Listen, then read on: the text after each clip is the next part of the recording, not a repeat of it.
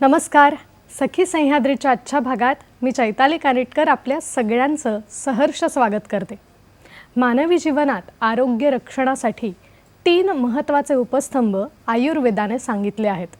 आहार हा त्यातला अत्यंत महत्त्वाचा असा विषय आहे. मानवी जीवनात सुद्धा आहाराला अनन्यसाधारण महत्त्व दिलं गेलं आहे. खरं तर एखादी व्यक्ती आजारी पडल्यानंतर त्याच्या कारणांमध्ये आहारातल्या चुका किंवा आहारातला बिघाड हे कारणसुद्धा असू शकतं आणि म्हणूनच आहाराविषयी आपण जागरूक असणं खूप गरजेचं आहे. आयुर्वेद असं सांगतं, अष्टौ आहारविधी विशेषायतन, म्हणजेच 8 पद्धतीने आहार घ्यावा. तो नेमका कसा घ्यावा, धकाधकीच्या आयुष्यात आपलं स्वास्थ्य कसं सांभाळावं, आहार आणि आयुर्वेदाचा समतोल कसा करावा, ह्याबद्दल जागरूकता निर्माण करण्यासाठीच आजचा विषय आहे. पाहूयात आजचा आपला विषय काय आहे ते. आजचा आपला विषय आहे आयुर्वेद आणि आहार. या महत्त्वाच्या विषयावर मार्गदर्शन करण्यासाठी आज आपल्याबरोबर आहेत वैद्य उर्मिला पिटकर मॅडम. नमस्कार मॅडम. नमस्कार. कार्यक्रमामध्ये आपलं खूप खूप स्वागत करते. खरं तर हा फार महत्त्वाचा विषय आपण आज बोलणार आहोत आणि त्यावरती आपलंही मत आम्हाला हवं आहे, आपलेही प्रश्न आम्हाला हवेत. तर तत्पूर्वी आधी कार्यक्रमात मी उर्मिला मॅडमचा परिचय आपल्याला करून देते. उर्मिला मॅडमबद्दल सांगायचं म्हणजे BAMS, त्याचबरोबरीने MD आयुर्वेद, कॅन्सर आयुर्वेद या विषयामध्ये PhD त्यांनी मिळवलेली आहे. योग शिक्षक, 22 वर्ष आयुर्वेद पंचकर्म योग चिकित्सक म्हणून व्यवसाय त्या करत आहेत. आयुर्वेद व्यासपीठ या सेवाभावी संघटनेच्या 22 वर्ष त्या कार्यकर्त्या आहेत. अनेक व्याख्यानं, त्याचबरोबर अनेक जणांना उत्तम मार्गदर्शन त्यांनी केलेलं आहे. 2015 सालचा सांडू धन्वंतरी पुरस्कार, त्याचबरोबरीने 2019 सालचा वैद्य खडीवाले संस्थेचा कॅन्सर संशोधन क्षेत्रातला पुरस्कारसुद्धा त्यांना प्राप्त झाला आहे. अतिशय महत्त्वाचं असं पुस्तक ज्याचं नाव आहे ओळख पंचकर्माची, त्याचबरोबर करिअर आफ्टर BAMS या पुस्तकांच्या त्या लेखिकासुद्धा आहेत. पुन्हा एकदा मॅडमचं मी कार्यक्रमामध्ये स्वागत करते. आजचा आपला विषय आहे आयुर्वेद आणि आहार.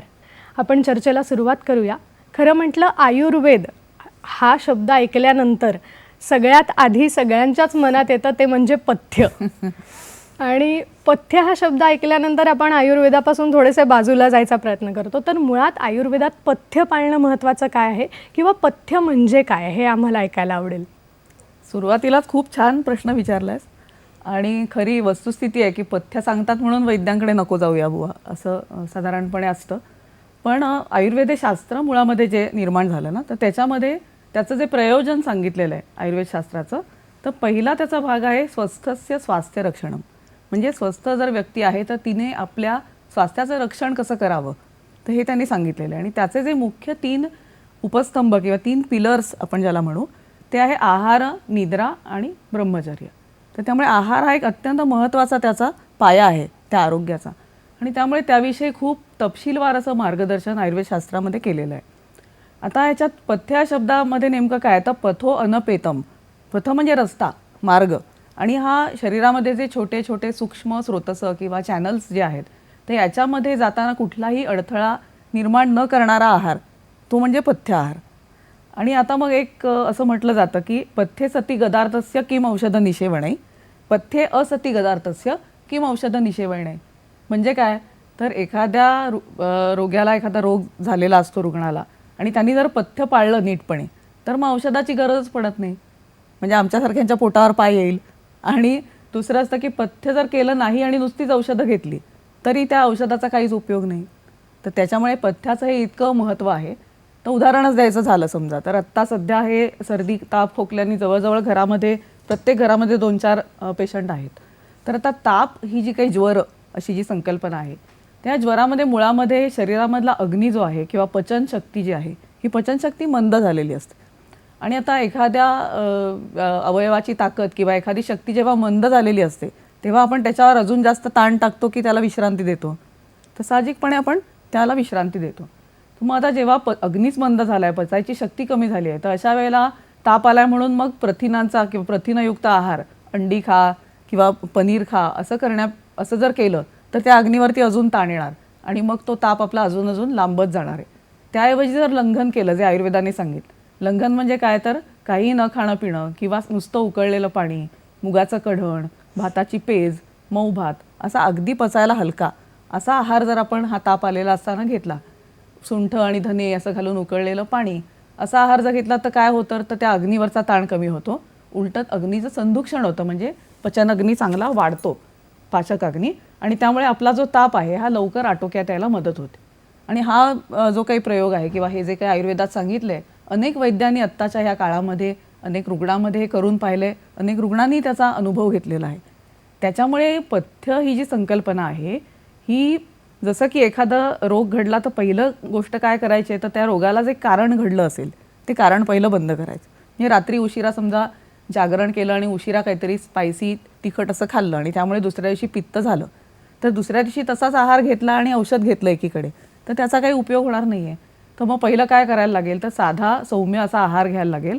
तर हे पथ्य केल्याने काय होतं तर रोग एकतर लवकर आटोक्यात येतो, दुसरी गोष्ट तो पुन्हा पुन्हा होण्याची शक्यता कमी होते, आणि तिसरी गोष्ट त्या अवयवाचं जे नुकसान झालेलं असतं ते पथ्य केल्यामुळे तो अवयव पुन्हा नॉर्मलवर येऊन चांगलं काम करायला लागतं. असे तिन्ही फायदे आपल्याला पथ्यामुळे होणार असतात. त्यामुळे पथ्य म्हणजे एखाद्या रोग्याला काहीतरी त्रास देण्यासाठी किंवा त्याच्यावरती खूप रिस्ट्रिक्शन आणण्यात आम्हाला खूप बरं वाटतं अशी परिस्थिती नाही आहे. तर पथ्य त्या रोग्याला मदत करण्यासाठीच असतं इनफॅक्ट. तर त्यामुळे त्याचा अशा दृष्टिकोनातून जर आपण विचार केला तर नक्कीच आपण आनंदाने ते पथ्य करू की जेणेकरून आपल्याला कमी औषध घ्यावं लागेल, कमी काळ औषध घ्यावं लागेल आणि आपण लवकर तंदुरुस्त होऊन आपल्या कामाला पुन्हा लागू शकतो. खरं आहे, खूप छान उलगडा करून सांगितलं की पथ्य म्हणजे नेमकं काय, जे आपल्या स्वास्थ्यासाठी खरंच चांगलं आहे आणि पुढे जाऊन ते पाळलं तर औषधं कमी घ्यायला लागतील, निश्चितच. जेच आपल्याला हवं आहे. खूप छान. आत्ता तुम्ही उल्लेख करता करता म्हणालात की बरेच वेळेला स्निग्ध पदार्थ किंवा याचाही माराहल्ली केला जातो, कारण आधुनिक आहारशास्त्र जर आपण म्हटलं तर त्याच्यामध्ये कार्बोहायड्रेट्स आहेत, प्रोटीन्स आहेत किंवा फॅट्स आहेत, अशा काही काही गोष्टी त्याचे वेगवेगळे घटक सांगितले जातात. तर आयुर्वेदानुसार असे काय काय प्रकार सांगता येतील किंवा याचा कसं काय महत्त्व आयुर्वेदात आहे? बरोबर. तर आयुर्वेद हे जे शास्त्र साधारण 2,500 ते 3,000 वर्षापूर्वी भारतासारख्या देशामध्ये होतं आणि अनेक पिढ्यानपिढ्या ते आपल्यामध्ये प्रचलित आहे. तर या शास्त्रामध्ये त्या ज्या ऋषीमुनी जे होते तर त्यांनी काय केलं की त्यांच्या बाजूला त्यावेळेस निसर्गामध्येच ते राहत होते. तर त्या निसर्गाचं निरीक्षण केलं आणि मग काही नियम त्यांच्या लक्षात आले की निसर्गामध्ये ज्या गोष्टी जशा होतात तशाच पद्धतीने त्या माणसाच्या शरीरामध्येही घडतात. कारण मानव ही या निसर्गाचीच एक छोटीशी प्रतिकृती किंवा मिनिएचर असं आहे. त्यामुळे जशा सूर्य, चंद्र, वारा ह्या 3 शक्ती निसर्गामध्ये आहेत तसंच वात, पित्त आणि कफ असे 3 दोष किंवा 3 कार्यकारी शक्ती ह्या आपल्या शरीरामध्ये आहेत. अशी त्यांनी त्याच्यामधली जी साम्यस्थळं आहेत ती शोधली आणि त्यातून काही नियम बनवले. आणि त्याच्यामधला एक सिद्धांत तो आहे म्हणजे पंचमहाभूत सिद्धांत. म्हणजे हे सगळं जे विश्व किंवा सगळा हा जो निसर्ग आहे हा पृथ्वी, आप, तेज, वायू आणि आकाश अशा 5 महाभूतांनी बनलेला आहे. आपलं शरीरही याच 5 महाभूतांनी बनलेलं आहे आणि आपण जो आहार घेतो हा आहारही याच 5 महाभूतांनी बनलेला आहे. त्याच्यामुळे पंचभौतिक आहार अशी आयुर्वेदाची कल्पना आहे. म्हणजे थोडक्यात अगदी सामान्य भाषेत सांगायचं झालं तर पचायला जड आणि पचायला हलकं ही आपण नेहमी म्हणतो की हा ना भात ना पचायला जड आहे किंवा गहू हे पचायला जड आहेत, लाह्या या पचायला हलक्या आहेत. तर ही सामान्य भाषेतली जी कन्सेप्ट आहे याच्या मागे पंचमहाभूत हा विषय आहे. म्हणजे जसं की जी तुम्ही आत्ता संकल्पना सांगताय ती आपण उलगडून बघणारच आहोत. फक्त आत्ता तुम्हाला थांबवलं कारण कार्यक्रमात एक फोन येतोय आपल्याला. रवींद्र कुडाळकर आपल्याला प्रश्न विचारत आहेत. नमस्कार रवींद्रजी, कार्यक्रमात स्वागत. नमस्कार.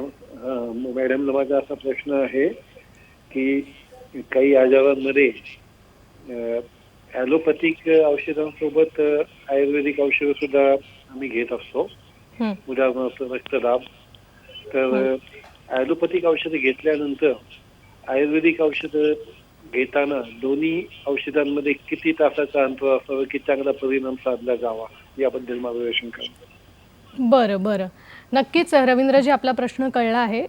त्यांनी प्रश्न असा विचारला आहे की औषध घेत असताना ॲलोपॅथी आणि आयुर्वेद असं दोन्ही एकत्रितरित्या घेतलं जातं आणि त्याचा साधारण काय परिणाम होतो किंवा काय विचार त्याच्यावरती आहे हे त्यांनी विचारलं आहे. त्यांनी एक उदाहरणही आपल्याला दिलं की साधारण ब्लड प्रेशरचा विचार त्यांनी केला, तर त्याबद्दल आपलं काय मत आहे?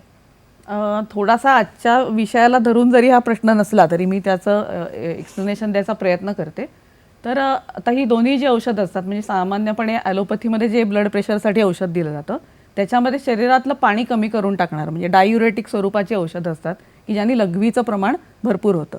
आता अशा वेळेस ह्या रुग्णाला तहान कदाचित जास्त लागू शकते, तर त्याच्यामुळे त्यांनी विशिष्ट वेळेला सांगितलेलं असतं की हे औषध जेवणाच्या आधी घ्या किंवा सकाळी घ्या. त्याचबरोबर आयुर्वेदामध्ये जी औषधं आहेत त्याच्यामध्ये औषधं भेषज सेवन कालाचा विचार केलेला आहे. म्हणजे जे औषध आपल्या आतड्यांवरती किंवा अपानवायूवर काम करायला हवं असेल ते औषध आपण जेवणाच्या आधी घ्यायला सांगतो. आणि जे व्यानवायू म्हणजे शरीरामध्ये सगळं रक्ताचं संक्रमण किंवा परिभ्रमण करणारा जो वायू आहे तर त्याचा व्यानवायूचा काळ हा जेवणाच्या नंतर आहे, दुपारी जेवणानंतर आणि रात्री जेवणानंतर. त्यामुळे आयुर्वेदाचे वैद्य जेव्हा तुम्हाला औषध सांगतात तेव्हा त्याच्यामध्ये काहीतरी कालाचा विचार अशा पद्धतीने त्यांनी केलेला असतो. तर त्यांनी जसं सांगितलं असेल आपल्याला की हे औषध जेवणाच्या आधी घ्या किंवा हे औषध जेवण अर्ध झाल्याच्या नंतर मध्ये घ्या किंवा हे दुपारच्या जेवणानंतर घ्या किंवा हे रात्री झोपताना घ्या, तर ज्या पद्धतीने सांगितलं असेल तसंच आपण आयुर्वेदाचं औषध घ्यावं आणि ॲलोपॅथीचं औषध त्या तज्ज्ञांनी आपल्याला जसं सांगितलं असेल त्यांच्या सल्ल्यानुसार आपण घ्यावं. आता ॲलोपॅथी आणि आयुर्वेद आपण म्हणता की कालाचा विचार केला पाहिजे, तर या दोघांमध्ये साधारण किती अंतर असायला हवं? ह्या दोघांमध्ये किती अंतर आहे त्या औषधानुसार आपण रुग्णाला तसा सल्ला देऊ शकतो. म्हणजे असं जनरल त्याच्याविषयी काही विधान करणं थोडंसं कठीण आहे, पण ते औषध कशासाठी दिलं याचा विचार करून आपण सांगू शकतो, त्या पेशंटला इंडिव्हिज्युअली सांगू शकतो. ओके, म्हणजे ते व्यक्तिपरत्वे त्या व्यक्तीला बघून आपल्याला सांगता येईल. निश्चितच खूप छान उत्तर त्यांनी दिलंय. आणि तुम्ही सांगत होता तसं की पंचकर्माचा तुम्ही मगाशी उल्लेख केला, तर तो विषय आपण पुढे घेऊन जाऊया की ती नक्की चिकित्सा किंवा त्या संदर्भात की जे घटक आहेत तर त्या संदर्भात बोलू. तर आता जसं की पचायला जड म्हणजे काय, आता एक उदाहरण मी देईन की आपण फुलका जो करतो किंवा भाकरी करतो ती गव्हाची असेल किंवा तांदूळाची असेल तर ती विस्तवावर भाजली तर तिथे काय होतं, तेज आणि वायू महाभूत वाढतं आणि त्यातलं पाणी कमी होतं भाजतो तेव्हा आणि त्यामुळे ती पचायला हलकी होते. तर जर त्याच्यात भरपूर तेल घालून त्याचा पराठा केला गव्हाचा तर तो पचायला जड होतो. म्हणजे काय, तर त्यातलं पृथ्वी म्हणजे पाणी आणि पृथ्वी ही महाभूतं वाढतात आणि तेजवायू आकाश महाभूतं कमी होतात. किंवा जेव्हा आपण भाजतो तेव्हा त्यातलं तेजवायू आकाश महाभूत वाढतं आणि पाणी आणि पृथ्वी कमी होतं आणि त्यामुळे तो पचायला हलका होतो. म्हणून लाह्या या पचायला हलक्या, तर भाकरी म्हणण्यापेक्षा पराठा किंवा भिजवलेल्या वस्तू ज्या आता भिजवलेली कडधान्य असतील तर ती पचायला जड होतात. पाणी हे पचायला जड आहे आणि तेजवायू आकाश हे हलकं आहे. तर हा एक आहाराचा प्रकार जड आणि हलका अशा पद्धतीने केला जातो. दुसरा एक विचार केला जातो त्याच्यामध्ये ते खायचं कसं यानुसार प्रकार आहेत. त्याच्यामध्ये अशीत, लीढ, खादीत आणि पेय असे 4 प्रकार केलेले. अशीत म्हणजे भात आणि पोळी जे आपण दातांनी चावून खातो असे पदार्थ. लीढ म्हणजे काही चाटून खायचे पदार्थ आहेत, मग त्यामध्ये मध आला, मुरांबा आला, जॅम आला असे पदार्थ. पेय म्हणजे पिण्याच्या सगळ्या वस्तू म्हणजे पाणी आहे, चहा कॉफी आहे, कढी आहे, आमटी आहे, वरण आहे, या सगळ्या. आणि खादीत हा जो काही अन्नाचा प्रकार आहे, खादीत म्हणजे दाताने फोडून किंवा तोडून खायचे पदार्थ. मग त्याच्यामध्ये ऊस आहे, अक्रोड आहे किंवा बदाम आहे किंवा चणे फुटाणे आहेत. तर हल्ली ह्या प्रकारचा आहार आपल्या आहारात जवळजवळ नाहीच आहे. कडकमधलं कडक काय खातो तर सफरचंद, आणि तेही खाताना फोडी करून खावं लागतं, नाही तर दातातून रक्त येतं. तर हा खादीत अन्नाचा अभाव आपल्या आहारामध्ये असल्यामुळे सगळ्यांचा शरीरामधला जो टणक अस्थिधातू आहे हा अस्थिधातू लवकर खराब होतो आणि म्हणून दात खराब होणं, केस खराब होणं, हाडामध्ये लवकर स्पॉन्डिलॉसिस किंवा स्पॉन्डिलायटिस सारखे आजार होणं, ऑस्टिओपोरोसिस होणं, हे सगळे विकार खूप लवकर बघायला मिळतात. तर पूर्वी जेव्हा चणे फुटाणे हे मुलांच्या खाण्यामध्ये होते किंवा अक्रोड खाण्यामध्ये होता किंवा ऊस तोडून खाल्ला जात होता, खादीत प्रकारचं अन्न जेव्हा होतं तेव्हा एवढ्या प्रमाणामध्ये अस्थिधातूच्या विकृती, कॅल्शियम डेफिशियन्सीज आपल्याला पाहायला मिळत नव्हत्या. तर अशा प्रकारेही आहाराचं वर्गीकरण केलं. आणि आणखीन एक महत्त्वाचा मुद्दा सांगते की षड्रसयुक्त आहार हा आयुर्वेदाने सांगितलं आहे. षड्रस म्हणजे काय, तर 6 रस: मधुर, अम्ल, लवण, कटू, तिक्त आणि कषाय असे हे 6 रस आहेत. तर ह्या 6ही रसांचा समावेश आपल्या आहारात पाहिजे. सध्या साधारणपणे काय दिसतं, तर सगळ्यांचं आवडतं म्हणजे पावभाजी, चायनीज किंवा हे सगळे पदार्थ तर कटू म्हणजे तिखट. तर तिखट, खारट आणि आंबट अशा प्रकारचा आहार हा जास्त मोठ्या प्रमाणात समाजाला सात्म्य झालेला आहे. आणि तूप खायचं म्हटलं किंवा दूध प्यायचं म्हटलं की सहसा नाकं मुरडली जातात. तर दूध आणि तूप हा मधुर रसामध्ये येतं. आणि मधुर रस जेवढा सात्म्य होईल तेवढं शरीर बलवान होणार आहे, त्याची इम्युनिटी चांगली होणार आहे. त्यामुळे ह्याला सात्म्य करून घेणं, भात, पोळी, दूध, तूप, कोहळा, मनुका, आवळा अशा सगळ्या प्रकारचे जे पदार्थ आहेत, तर आपल्या जेवणामध्ये आंबट तुरटणारा आवळाही पाहिजे, कडू असणारी कारलं मेथी पण पाहिजे, अल्प प्रमाणामध्ये मीठही पाहिजे, पण खूप प्रमाणात मीठ नको आहे. काही प्रमाणात तिखट गोष्टी पण पाहिजे आहेत, लसूण सारख्या.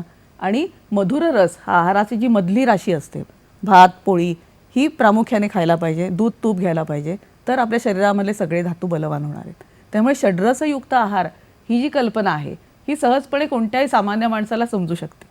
कॅलरीचा विचार केला तर आपल्याला कळणार नाही ना की किती कॅलरी आहेत. खरं. पण जेव्हा आपण म्हणतो की तुझ्या जेवणामध्ये गोड, आंबट, खारट, तिखट, कडू या सगळ्या चवी असल्या पाहिजेत, मेथी असली पाहिजे, कारलंही असलं पाहिजे, आवळाही असला पाहिजे आणि गोडधोडाचं पण अधूनमधून असलं पाहिजे, तर हे सहजपणे कळू शकतं. आणि आपलं जेवणाचं जे ताट पारंपरिक वाढलेलं असतं त्याच्यात बघा की मधल्या राशीमध्ये भात पोळी असते आणि इकडे डावीकडे थोडंसंच मीठ आणि लिंबू असतं आणि थोडीशीच एक चमचाभर कोशिंबीर असते. कोशिंबीर एक घमेल्यात घेऊन सलाडसारखी आपण खात नाही.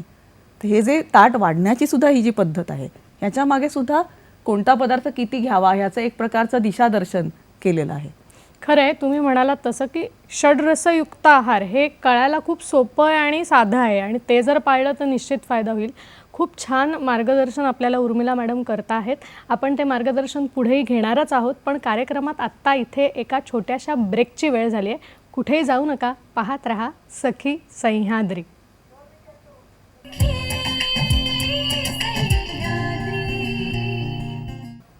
ब्रेकनंतर पुन्हा एकदा सगळ्यांचं मनपूर्वक स्वागत. आजचा विषय आहे आयुर्वेद आणि आहार आणि आपल्याबरोबर आहेत वैद्य उर्मिला पिटकर मॅडम. आत्ता कार्यक्रमात एक आपल्याला फोन येतोय. नमस्कार. नमस्कार. मीना सैंदाणे आपल्याला प्रश्न विचारतायत. मीनाजी, आपला प्रश्न विचारा. हा मॅडम, माझा प्रश्न असा आहे की आयुर्वेदामध्ये पंचकर्म हे करायला सांगतात आजारांमध्ये. तर ते पंचकर्म कोणकोणत्या आजाराला करायचे असतात? म्हणजे मी स्वतः मायग्रेनने त्रस्त होते, त्यावेळेस मला डॉक्टरांनी सांगितलं की पंचकर्म करा. बरं मग त्यात आहार कसा असावा मायग्रेन मध्ये आणि पंचकर्म कोणते काय हे सांगावं. बरं, नक्कीच आपला प्रश्न कळला आहे आम्हाला.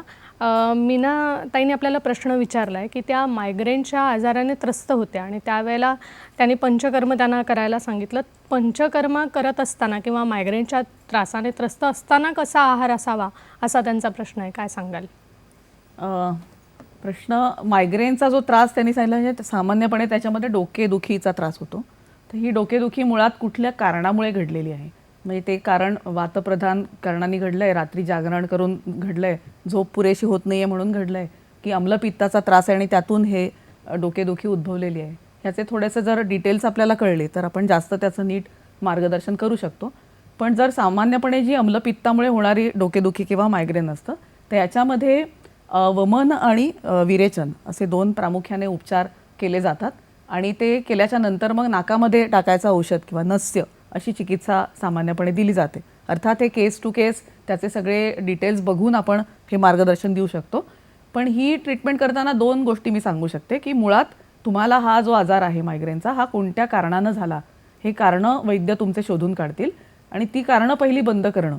म्हणजे रात्री जागरण करायची सवय असेल, दुपारी जेवणानंतर झोपायची सवय असेल तर ही कारणं बंद करणं. आहारामध्ये जास्त आंबट, तिखट, खारट पदार्थ येत असतील तर ती बंद करणं किंवा खूप चिंता करण्याचा स्वभाव असेल तर तो कसा कमी करता येईल, त्याच्यासाठी योग कुठला देता येईल, ह्या सगळी कारणं बंद करणं हा पहिला भाग झाला आहारामधल्या बदलामध्ये. दुसरा, आहारामध्ये साजूक तुपासारखा पदार्थ किंवा देशी गाईच्या तुपासारखा पदार्थ नस्याच्या फॉर्ममध्ये किंवा खायला असे काही पदार्थ आपण सुचवूही शकतो की हे मुद्दाम खा आणि हे खाऊ नका असं सांगू शकतो. आणि जेव्हा विशिष्ट असं पंचकर्म केलं जातं, म्हणजे उदाहरणार्थ जर विरेचन दिलं असेल तर विरेचन देण्याच्या अगोदर आणि विरेचन दिल्याच्या नंतरचे 5-6 दिवस विशिष्ट पद्धतीने आहार दिला जातो. त्याला आयुर्वेदामध्ये संसर्जन क्रम असं म्हटलेलं आहे. त्या संसर्जन क्रमात काय केलं जातं की जुलाब दिल्यानंतर किंवा विरेचन दिल्यानंतर काही काळ अग्नी थोडासा मंद झालेला असतो आणि त्यामुळे क्रमाक्रमाने म्हणजे सुरुवातीचा दिवस फक्त भाताची पेज, मग त्याच्यानंतर मऊ मूग तांदूळाची खिचडी, मग त्यानंतर हळूहळू फुलका भाकरी, अशा पद्धतीने हा संसर्जन क्रम केला जातो. तर पंचकर्म केल्यानंतर घेण्याचा आहार हा एक वेगळा विषय आहे. रोग कुठल्या कारणामुळे झाला ते कारणं टाळणं म्हणजे ते पथ्य करणं हा एक वेगळा विषय आहे. आणि तो रोग होऊ नये किंवा त्या अवयवाचं बल वाढावं म्हणून कुठला आहार घ्यायचा हा एक परत वेगळा विषय. खरं आहे, म्हणजे थोडक्यात कारण मीमांसा करून पुढे आहार निश्चित करायला हवा. आपल्याला अजून एक फोन येतोय कार्यक्रमात. मंगेश जोशी आपल्याला राजस्थानहून प्रश्न विचारत आहेत. मंगेश सर, आपला प्रश्न विचारा. हो. नमस्कार, बोला.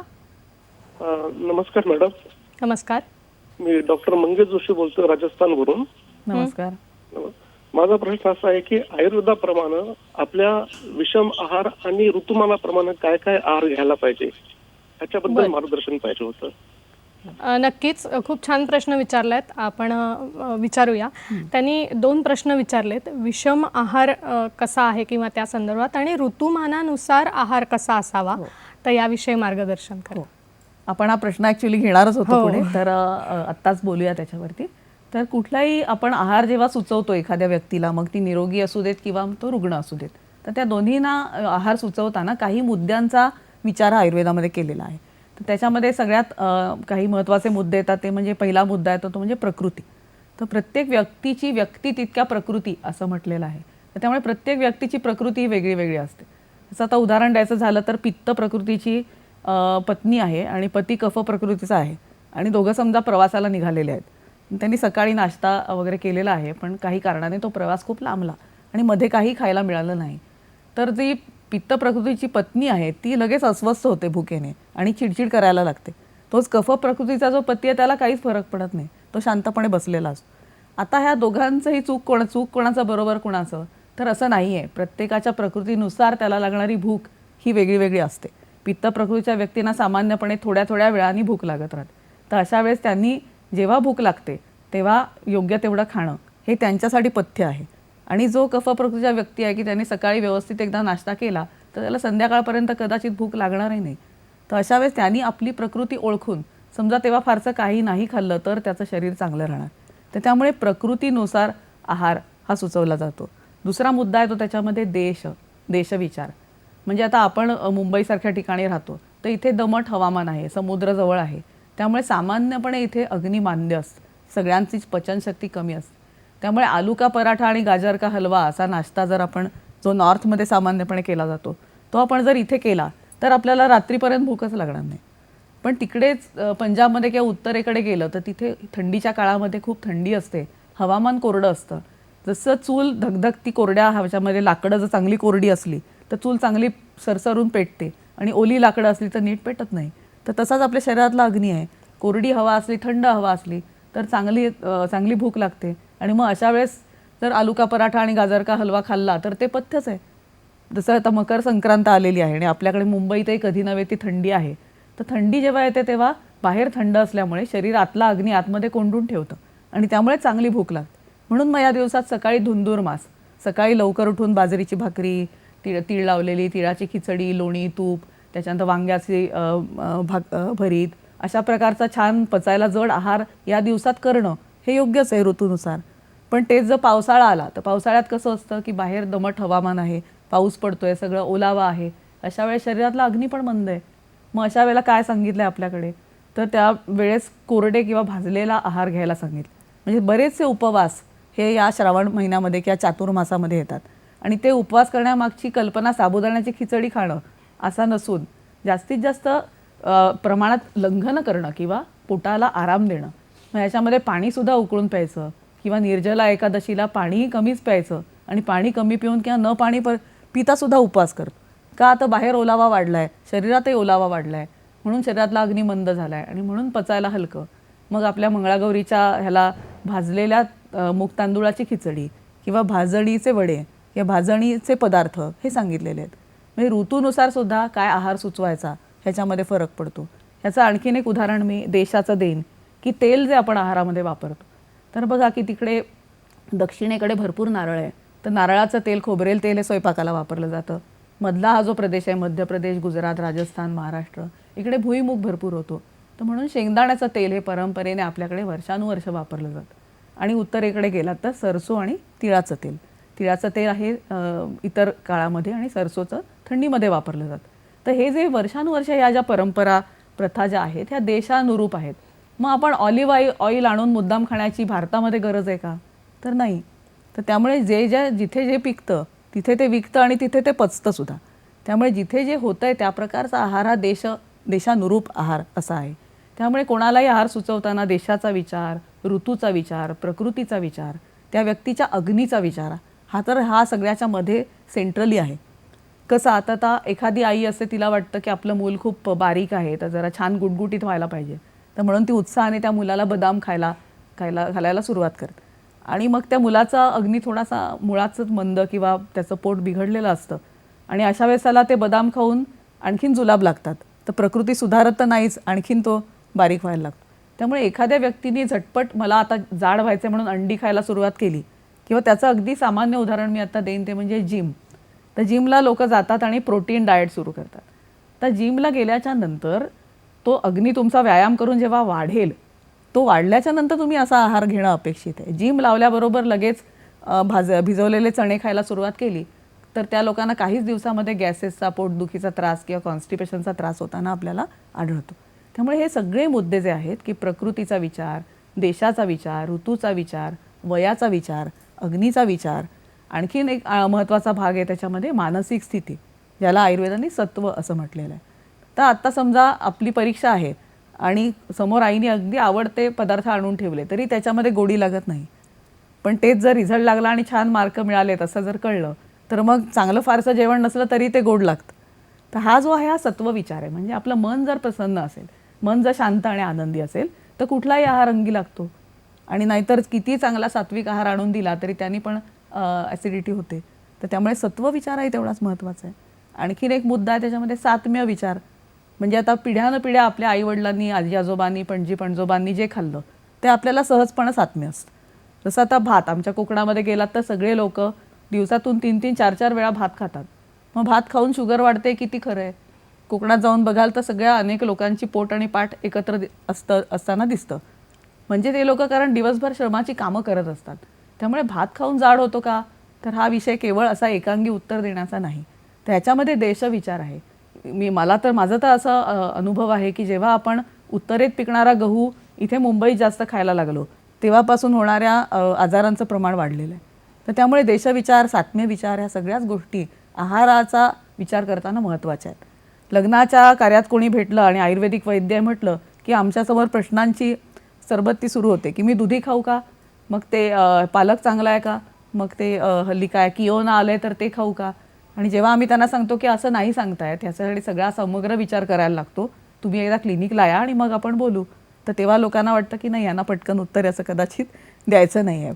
पण त्याच्यामागे हे सगळे मुद्दे तितकेच महत्त्वाचे आहेत. खरं आहे, तुम्ही खूप सोप्या पद्धतीने आम्हाला छान समजावून सांगितलं. आणि त्याने अजून एक प्रश्न विचारला होता ज्याच्याही बद्दल आपण बोलणार होतो, विषम आहार म्हणजे काय आणि तो का करू नये. तर बरोबर.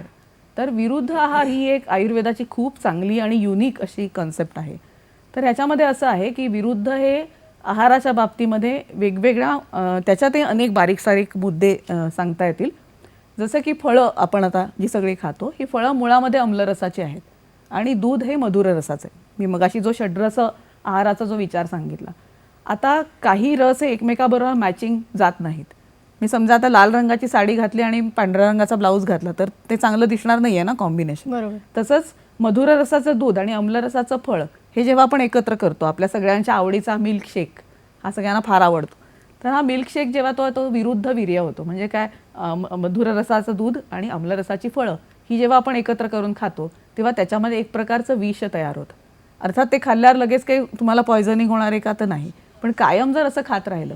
ह्याचं एक अतिशय चांगलं उदाहरण म्हणजे शिकरण. तर दूध आणि केळ्याची शिकरण वर्षानुवर्ष खाणारे लोक सर्दी नाकामध्ये थांबतच नाही किंवा खूप कफाचा सतत त्रास होतो अशा पेशंटला हा प्रश्न विचारला की तुम्ही शिकरण खाता का, तर त्याचं उत्तर बरेचदा हो असं येतं. तर त्याच्यामुळे हा जो विरुद्ध आहार आहे हळूहळू शरीरामध्ये दोषांची संचिती करतो आणि मग कालांतराने बऱ्याच प्रकारचे आजार त्याच्यामुळे होतात. ह्याच्यामध्ये आणखीनही जसं मी सांगितलं की रस, आम्ल आणि मधुर, तसंच उष्ण आणि शीत. म्हणजे बऱ्याच लोकांना काय सवय असते की थंडगार पाणी आधी प्यायचं आणि त्यानंतर गरमागरम चहा प्यायचा. तर हे जे आहे हे उष्णता आणि शीत ह्या 2 गुणामुळे विरुद्ध होतं. तसंच क्रमविरुद्ध पण आहे की आता हल्ली काय फॅशन आहे की जेवण सगळं झालं छान की त्यानंतर शेवटी डेझर्ट खायचं, म्हणजे गोड खायचं किंवा आईस्क्रीम खायचं. तर मधुर रस हा पचायला जड आहे, त्याच्यामुळे जेवणाची सुरुवात करताना खरं म्हणजे मधुर रस. म्हणून आपल्याकडे सगळ्या ह्याच्यात काय परंपरा आहे की खीर आणि पुरी, श्रीखंड आणि पुरी हे जेवतानाच सुरुवातीला खायचं आहे किंवा भात हा आपण सुरुवातीला खातो, तर मधुर रस हा सुरुवातीला खायचा आहे. त्यामुळे शेवटी मधुर रस, शेवटी गोड खाणं हे क्रमविरुद्ध झालं. तर अशा प्रकारे विरुद्धामध्ये सुद्धा क्रमविरुद्ध आहे, संयोग विरुद्ध आहे, संस्कार विरुद्ध आहे. संस्काराविरुद्ध म्हणजे आता मध गरम करून खाणं किंवा दही गरम करणं. बऱ्याचशा ज्या पाककृती दाखवल्या जातात तर त्याच्यामध्ये गरम उकळत्या भाजीमध्ये दही घातलं जातं. तर दही हे गरम केलं की ते संस्कार विरुद्ध होतं. तर या सगळ्या प्रकारचे विरुद्ध आपल्या खाण्यामध्ये बरेचसे प्रचलित सध्या आहेत आणि याचे परिणाम म्हणून कालांतराने त्वचारोग होऊ शकतात आणि ज्याचं प्रमाण सध्या समाजामध्ये खूप वाढलेलं आपल्याला दिसतं. खरं आहे. मला म्हणजे मलाही हे पटतंय, कारण तुम्ही ज्या गोष्टी सांगितल्यात त्या अगदी सहजतेने होतात. मिल्कशेक म्हणा किंवा तुम्ही डेझर्ट म्हणालात, त्याला एक मी अगदी सांगते सहज की काय खाल्लं करायचं, जातं. मग तुम्ही सगळंच आमचं बंद नक्कीच करतात. तुम्ही हे सांगा. फक्त आपल्याला एक कार्यक्रमात फोन येतोय, तो आधी हो. आपण घेऊया. संतोष जी आपल्याशी बोलतायत वाशिमहून. संतोषजी नमस्कार. नमस्कार. माझे 2 प्रश्न आहेत मॅडम. बोला. प्रतिकारशक्ती सर्वच पदार्थाने वाढते का, आणि का कुठल्या एकाच पदार्थामुळे म्हणजे शक्ती कमी होऊ नये म्हणून घ्यायला पाहिजे, कुठला पदार्थ आहे तो सांगा. बर. आणि दुसरा प्रश्न आहे की आयुर्वेदिक साठी कुठल्या सरकारी योजनेमधून किंवा संस्थेकडून काही मदत मिळू शकत नाही का, योजनेसाठी काही लाभ आहे घ्यावा बर. सांगा. बर. ओके, निश्चितच संतोषजी आपल्या दोन्हीही प्रश्नांची उत्तरं उर्मिला मॅडम देणारच आहेत. पण कार्यक्रमात आत्ता मात्र इथे एका ब्रेकची वेळ झाली आहे. कुठेही जाऊ नका, पाहत रहा सखी सह्याद्री.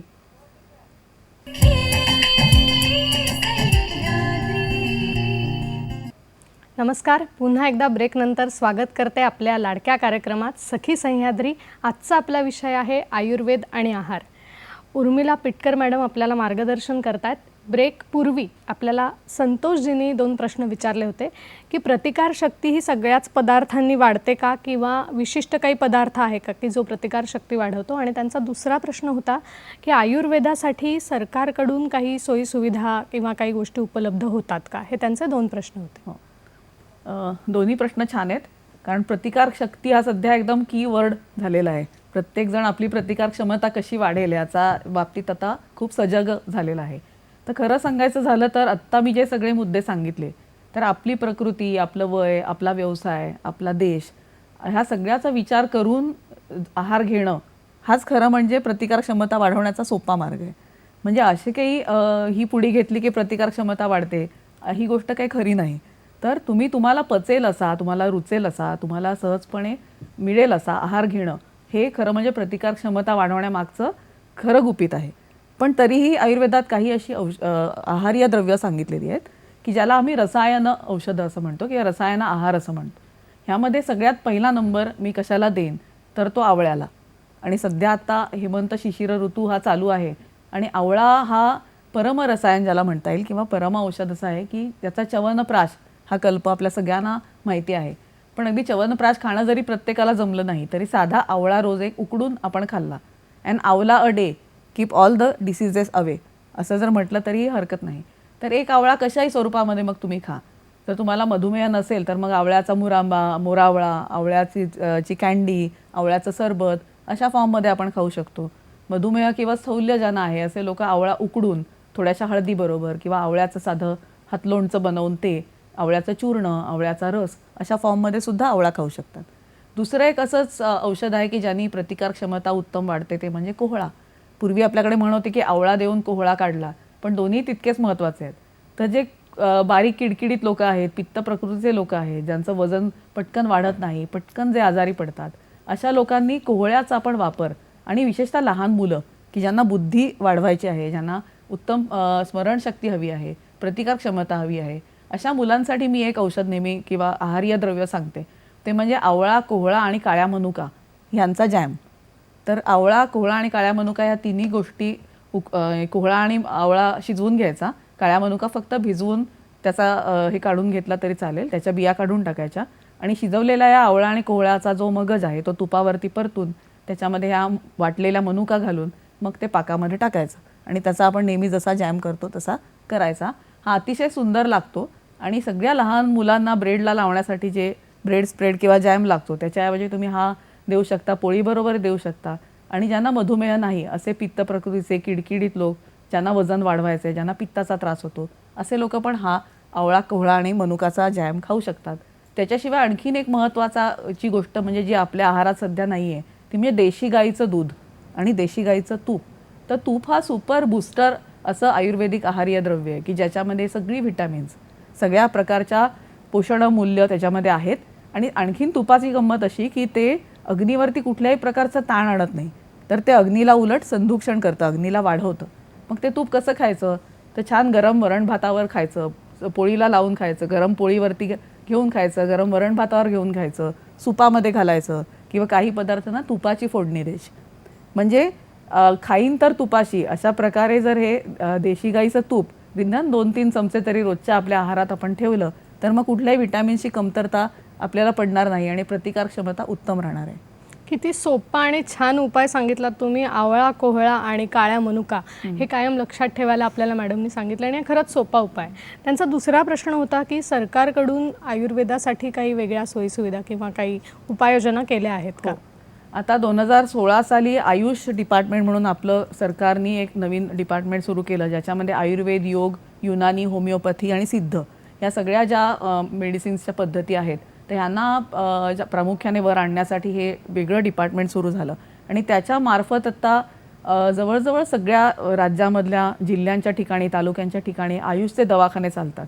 आत्ता आपण कोविडच्या काळामध्ये सुद्धा ह्या मार्गातून खूप जनसामान्यांची सेवा केलेली आहे. दुसरं म्हणजे सगळ्या जवळजवळ म्हणजे जिल्ह्यांच्या ठिकाणी सरकारी आयुर्वेदाची हॉस्पिटल्स किंवा कॉलेजेस ही बरेच ठिकाणी आहेत. त्या ठिकाणी मोफत OPD किंवा अत्यंत नाममात्र दरामध्ये आयुर्वेदाचे उपचार हे चालू असतात. जसं मुंबईमध्ये आता आपलं पोद्दार महाविद्यालय आहे की जे सरकारी आहे आणि मित्तल आणि सायन ही 2 निमसरकारी अशा स्वरूपाची आयुर्वेदिक हॉस्पिटल्स आहेत. तर तिथे जाऊन तुम्ही अत्यंत माफक दरात किंवा मोफत अशा प्रकारे पंचकर्माचे उपचार, आयुर्वेदाचे उपचार, प्रवेशित होऊन IPDचे उपचार हे सगळे मिळवू शकता. तर ह्या माध्यमातून आयुर्वेदाची चिकित्सा ही जनसामान्यांपर्यंत नक्कीच पोचू शकते. खूप छान. बऱ्याच लोकांना खरंच ही माहिती नसते. मला वाटतं संतोषजींनी प्रश्न विचारल्यामुळे आम्हालाही हे कळलं की अशा ठिकाणी आपण जाऊन उपचार घेऊ शकतो आणि तेही माफक दरात. खूप छान. अजून एक प्रश्न मनात आहे की आपल्याला असं दिसतं की आपले सण, परंपरा, उत्सव हे सतत येतच असतात आणि आपण त्याच्यामध्ये वेगवेगळा आहार घेत असतो. तर आयुर्वेदामध्ये आहाराशी याची सांगड कशी घातली आपल्या सण परंपरांची आणि या सगळ्या गोष्टींची? या सगळ्या सण परंपरा म्हणजेच आयुर्वेद आहे ॲक्च्युली. तर त्याच्यात अगदी म्हणजे कणाकणामध्ये आयुर्वेद आहे. त्याची अगदी साधी उदाहरणं द्यायचं झालं तर आपल्याकडे आत्ता मी सांगितलं असं मकर संक्रांतीचा आत्ता सण आहे. त्याच्यामध्ये हवामान कोरडं झालेलं असतं आणि हवेमध्ये थोडासा गारठा असतो आणि मग आता हे कोरडं झालं म्हणजे मग शरीराला कशाची गरज आहे तर स्निग्ध पदार्थांची गरज आहे किंवा भूक वाढली त्याच्यामुळे पचायला जड पदार्थांची गरज आहे. कारण आत्ता आपण जर छान गोड ते जरासा तुपकट असे पदार्थ आत्ता खाल्ले तर पुढे जेव्हा पावसाळा येणार आहे, उन्हाळा येणार आहे आणि आपली शक्ती कमी होणार आहे तेव्हा त्या शक्तीचा आपल्याला तेव्हा उपयोग करता येणार आहे. म्हणून मग काय केलं तर स्निग्ध गुणाचे तीळ, तेल हा शब्दच मुळी तिळापासून आला, तिलस्य इदम तैलम. तर त्यामुळे तीळ आणि गूळ त्याच्या जोडीला, गूळ पण आत्ता नुकतीच अशी गुऱ्हाळी सुरू होतात आणि गूळ हा तयार व्हायला लागतो या सुमारामध्ये, थंडीच्या सुमारात. त्या दोघांचं कॉम्बिनेशन करून तो तिळगुळ वाटायचा मकर संक्रांतीला. त्यामुळे शरीरामधली स्निग्धताही वाढणार आहे, शरीरामधला गोडवाही वाढणार आहे आणि नात्यामधला स्नेह आणि नात्यामधला गोडवा सुद्धा वाढणार आहे. म्हणजे या दोघांची अशी सांगड ह्यांनी घातली. त्याविरुद्ध आपण जर आता गणपतीचा काळ बघितला तर त्यामध्ये भाद्रपद महिना येतो आणि शरद ऋतू असतो. तर यावेळेस पित्त प्रकोप हा शरीरामध्ये झालेला असतो आणि पित्त प्रकोपाला शांत करण्याचं औषध काय आहे तर दुर्वा. म्हणून मग गणपतीला आपण दुर्वा वाहतो. आणि मग आपण काय खायचं तर तेव्हा उकडीचे मोदक खायचे. म्हणजे तांदूळाचं पीठ आणि नारळ आणि गूळ हे सगळे पित्तशामक पदार्थ आहेत. तर त्याचे मोदक उकडवायचे आहेत, तळायचे नाही आहेत. तर म्हणजे काय आता थोडक्यात काय सांगितलं त्यांनी की भाद्रपद हा उकडावा, श्रावण हा भाजावा आणि आषाढ हा तळावा असं सांगेल. म्हणजे आषाढ महिन्यामध्ये वातप्रकोप होतो म्हणून तेव्हा थोडेसे तळणीचे पदार्थ, म्हणजे म्हणून मग कांदे नवमीला आपल्याकडे सुरुवातीला काही तळीव पदार्थ खायची पद्धत आहे आणि त्यानंतर चातुर्मास सुरू होतो. मग चातुर्मासात अग्निमंद झालेला आहे म्हणून मग कांदे, वाटाणे, कोबी, फ्लावर या सगळ्या वातूळ पदार्थांना बंद केलेलं 4 महिने. आणि मग कार्तिक महिना आला की परत हा चातुर्मास संपतो आणि मग आपण दिवाळीचा सण साजरा करतो. या दिवाळीच्या सणाला परत तेलाचे मिष्टान्न किंवा चकली, चिवडा अशा प्रकारचे पदार्थ, हल्ली 12ही महिने दिवाळी असते तो भाग वेगळा, पण पथ्य म्हणून किंवा आरोग्य म्हणून दिवाळीत हे पदार्थ खाणं हे युक्त आहे. तर त्यामुळे त्या ऋतूनुसार जे जे सण येतात त्या सणाला योग्य तो प्रसाद. जसं आता हनुमान जयंती किंवा रामनवमी येते ती चैत्र महिन्यामध्ये येते, तर चैत्र महिन्यात कफ प्रकोप झालेला असतो म्हणून मग 9 महिने जेव्हा चैत्रातलं नवरात्र चालतं तेव्हा प्रत्येकाला सुंठवड्याचा प्रसाद दिला जातो. म्हणजे सुंठ, धने, साखर असं त्याच्यामध्ये असतं. हे तिन्ही कफाला कमी करणारं असं औषध आहे. म्हणजे हे एक प्रकारचं मास इनॉक्युलेशन आहे. गावातल्या सगळ्या लोकांना 9 दिवस रोज सुंठवडा मिळतो. म्हणजे त्यांचा जो कफ प्रकोप होणार आहे त्याला आटोक्यात ठेवण्याची ही छानशी युक्ती आहे. तर अशा प्रकारे आपले सण, परंपरा आणि उत्सव ह्या सगळ्यांना खूप छान पद्धतीने टेस्ट बी और हेल्थ बी अशा पद्धतीने गुंफण्यात आलेलं आहे. नकळतपणे आपल्याला ते औषध मिळत राहतं. खरं आहे, खूप छान उदाहरण तुम्ही दिलं की साधा अगदी प्रसाद ज्याला आपण सुंठवडा म्हणतो तो देण्यात येतो. आपल्याला कळतही नाही की त्यातून आपली प्रकृती निश्चितच सुधारणार आहे आणि आपल्याला चांगला बूस्टर मिळणार आहे. अजून एक प्रश्न मनात आहे की अन्न शिजवणं किंवा अन्न टिकवणं किंवा वाढणं याच्यासाठी आयुर्वेदामध्ये विशिष्ट प्रकारचे भांडी वापरावीत असं सांगितलं गेलं आहे. तर त्यामागची संकल्पना काय किंवा त्याचं काय महत्त्व आहे? हो ना, जसं आपण म्हणजे की टेबल मॅनर्स म्हणतो किंवा किचन एटिकेट्स म्हणतो किंवा अशा अनेक एम्बियॉन्स म्हणतो, अशा अनेक गोष्टी जशा आत्ताच्या काळामध्ये आहेत तर तशाच तेव्हा पण होत्या. मग त्यात अगदी ताट कसं वाढायचं आणि कशात वाढायचं ही पद्धत तेवढीच महत्त्वाची होती. केळीचं पान तर तुम्ही सगळ्यांनी बघितलं असेल की हिरवंगार केळीचं पान, मग तिथे उदबत्ती लावलेली आहे, त्याचा सुगंध पसरला आहे, सनई लावलेली आहे, छान रांगोळी काढलेली आहे आणि मग पानात विशिष्ट पद्धतीने ते सगळं वाढलेलं आहे की गरम गरम पांढरा शुभ्र भात, त्याच्यावर पिवळ्या रंगाचं वरण, त्याच्यावर तूप आणि त्याच्यावर एक हिरवं तुळशीचं पान, मग बाजूला इकडे रंगीबेरंगी चटण्या, कोशिंबिरी आहेत, इकडे कुरुम कुरुम आवाज करणारा पापड आहे, तिकडे छानपैकी खिरीचा वास येतोय. तर असं सगळं जे पंचपक्वान्नांचं ताट, त्याच्यामध्ये फक्त आहाराने पोटच भरायचं आहे का? तर नाही. तर पाचही जी आपली ज्ञानेंद्रिय आहेत, कानालाही छान वाटलं पाहिजे सनईचे सूर, नाकालाही सुंदर सुगंध आला पाहिजे, हातालाही गरम त्या अन्नाचा स्पर्श त्वचेला व्हायला पाहिजे. तर अशा पाचही ज्ञानेंद्रियांची तृप्ती करणं हा विचार ह्या सगळ्याच्या मागे आहे आणि ती तृप्ती होणं गरजेचं आहे. फक्त पोट भरून उपयोग नाही आहे. मग आता ही जी भांडी वापरायची आहे ती कशी?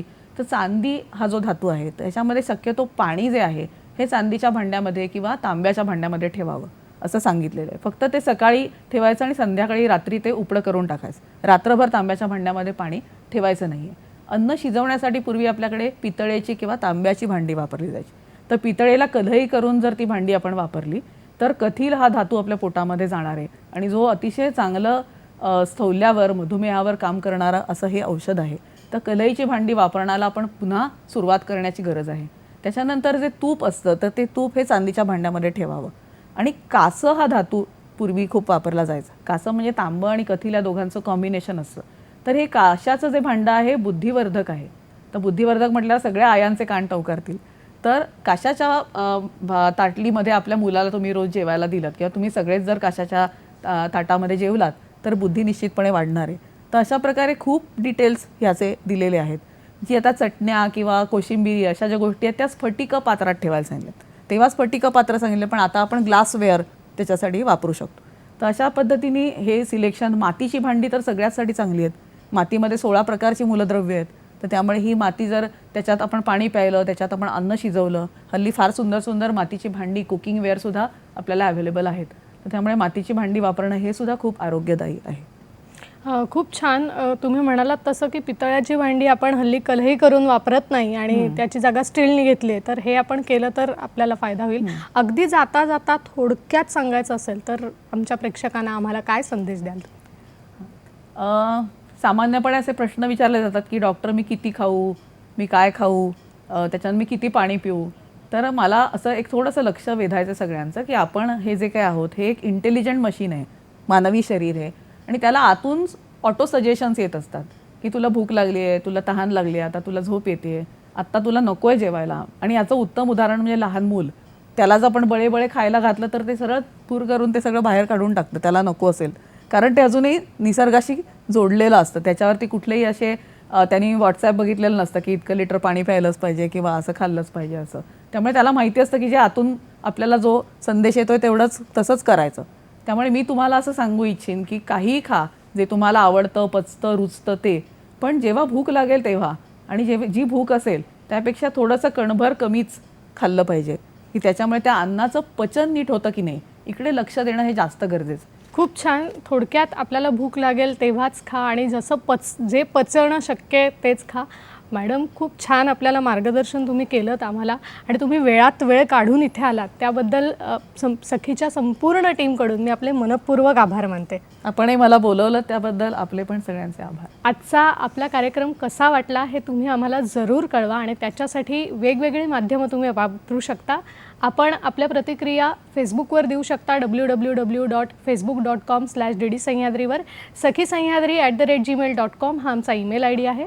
www.youtube.com/DD सह्याद्री तसंच @DD सह्याद्री हे आमचं ट्विटर हँडल आहे. निश्चित आपल्या प्रतिक्रिया आम्हाला कळवा. असाच पुन्हा एकदा मी मॅडमचे आभार मानते आणि आजचा या कार्यक्रमामध्ये आपला निरोप घेते. भेटूया सखी सह्याद्रीच्या पुढच्या भागात. तोपर्यंत नमस्कार.